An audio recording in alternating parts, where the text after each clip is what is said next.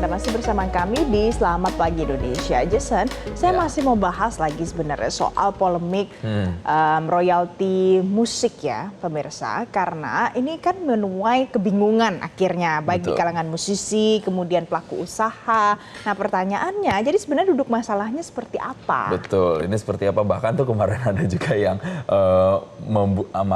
memainkan musik di tempat kafe. Itu salah satu kafenya bahkan dijadikan tersangka pemiliknya atau pengelolanya. Ada juga yang bahkan ada burung saja itu dikasih surat somasi gitu sama LMK. Jadi memang penarikan royalti musik yang diputar di tempat umum seperti kafe, restoran, dan hotel serta pusat perbelanjaan ini memang sekali lagi membuat bingung dan jadi polemik ya.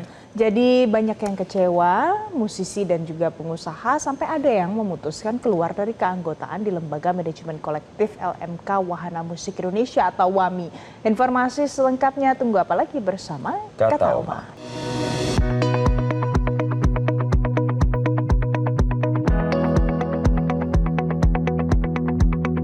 Penarikan royalti musik yang diputar di tempat umum seperti kafe, restoran, hotel, pusat perbelanjaan, dan sebagainya menuai polemik tidak saja di kalangan para pelaku usaha, namun juga di kalangan para musisi.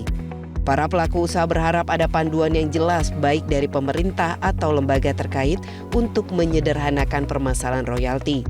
Seperti yang dialami Adits Negara, seorang manajer kafe di kawasan Cilodong, Kota Depok, Jawa Barat yang mengaku masih merasa rancu dan kurang paham dengan mekanisme serta kewajiban yang harus dibayar pihak pelaku usaha.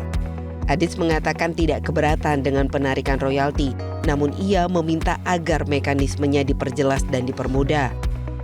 Selama ini sih di kafe kita belum ada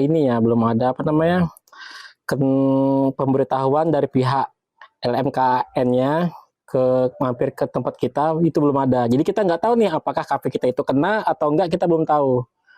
Saya sih sebenarnya nggak keberatan. Dari perhitungan LMKN itu sebenarnya masih sangat kecil per tahunnya sebenarnya kalau untuk sama perbandingan pendapatan sama kafenya. Itu aja sih. Kita nggak keberatan. Melihat polemik yang timbul di lapangan tersebut, sejumlah musisi berinisiatif untuk mengizinkan lagu-lagunya diputar gratis di tempat usaha. Bahkan vokalis Tia Band, Charlie Van Houten, tidak hanya membebaskan karyanya dibawakan oleh musisi lain di kafe tanpa biaya royalti, namun juga berjanji akan memberi hadiah jika ia menemukan kafe, restoran, atau tempat usaha lainnya yang memutar lagunya juga musisi yang membawakan karyanya. Sikap serupa juga ditunjukkan penyanyi Tengku Adi Fitrian atau yang lebih dikenal sebagai Tompi. Tompi memilih keluar dari Lembaga Manajemen Kolektif atau LMK Wahana Musik Indonesia atau WAMI karena kecewa atas kinerja lembaga tersebut. Tompi pun membebaskan penyanyi untuk membawakan lagunya serta memperbolehkan memutarnya di kafe atau tempat usaha lainnya. Sementara itu, Menteri Hukum Supratman Andi Aktas meminta agar semua pihak duduk bersama dan mencari titik temu yang baik. Supratman berharap proses penarikan royalti musik ini bisa berjalan dengan baik dan memberi manfaat untuk semua. Ini dijadikan perkara pidana yang didahulukan, tidak boleh. Ini harus mediasinya. Kita akan komunikasikan, saya minta kepada Komisioner LMK juga berkomunikasi dengan Asosiasi Perhotelan, Asosiasi Pusat Belanja, Asosiasi Restoran atau apapun namanya. Ajak mereka bicara, tentukan sikap. Karena itu sekali lagi ini harus kita kelola secara bersama-sama. Ya? Karena sebenarnya royalti itu dari kita, untuk kita, oleh kita dan untuk kita.